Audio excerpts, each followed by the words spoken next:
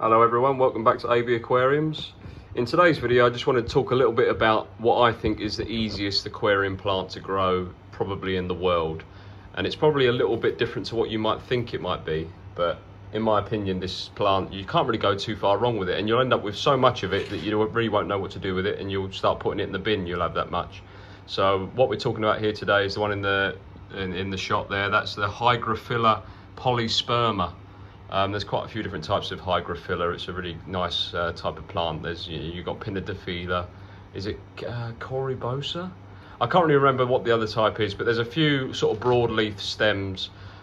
This one here is the Polysperma, and it's one of the easier ones to grow. It's more of a green type, but it will turn a little bit red as it gets near to the light, as it gets taller.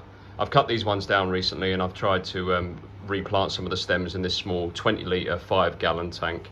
But yeah, so it's such an easy plant to grow. On mine here, you'll see that the little bristlenose babies have had a go at some of the lower leaves, and they've started putting holes in it. So it's not deficient in any nutrients, it's just where it's so tender, you might get bristlenose want to rasp on it, a bit like Amazon swords.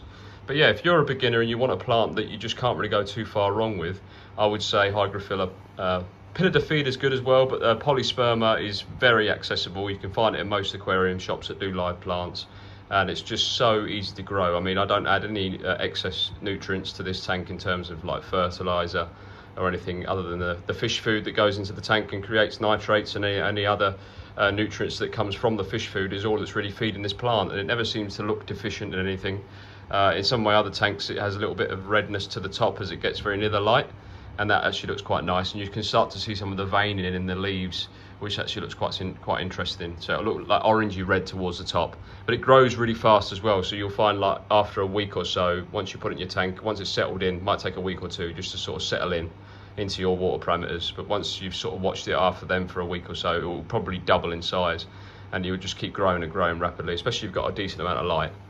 But it doesn't need a lot of light either. You know, you really don't need much light to grow this plant. I mean, it would do pretty well under a fairly dim light. This light here is it's probably only 5 to 10 watts on this small tank here, and it's not really much power draw either. And it just seems to grow really well under this light, and it's just, you know, doing really well. So you don't need a really powerful light. You don't need any extra fertilizer for it. It will draw nutrients from the water column. It won't really need much from the roots, so you won't even need to put root tabs in the soil. But if you're wanting something just to add that really nice sort of background to cover, maybe you've got wires coming out the back of the tank and you want to cover that, if you've not already painted it black, like a black background is the way to go, a bit like that. If you've not already done that, then I would recommend doing something like a planted background. And I think Polysperma, Hygrophila Polysperma is a really good plant to do that with, because it won't take long to cover the entire background in plants. So yeah, I'd highly recommend this plant for a beginner, or anyone, you know, if you're an experienced plant, you know, aquarium plant sort of person, definitely recommend it to anyone. It's just such a brilliant plant to use, and it just never stops. You'll have it forever. As soon as you get it once, you'll have it forever until you break down those tanks and you've throw it away and you need it to get it back again. You'll just have it as long as you move it from tank to tank and cut it down and replant the stems, and then you won't really have anywhere else to plant it. You'll just have to be throwing it away in the bin, or give it away to friends, or sell it on.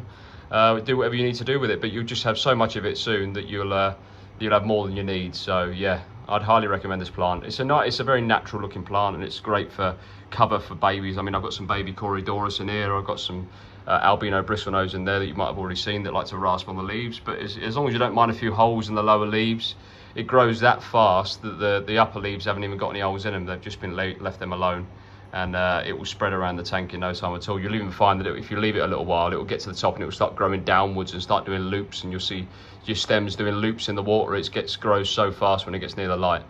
But yeah, Hygrophila Polysperma, definitely recommend it to any of you beginners. And let me know down in the comments below if you enjoyed this plant, or if you've used it in your aquariums before and you've had great success with it, or whether you can't grow it. Let me know what you've had with your experiences on this plant. All right, I'll see you on the next one. Take care.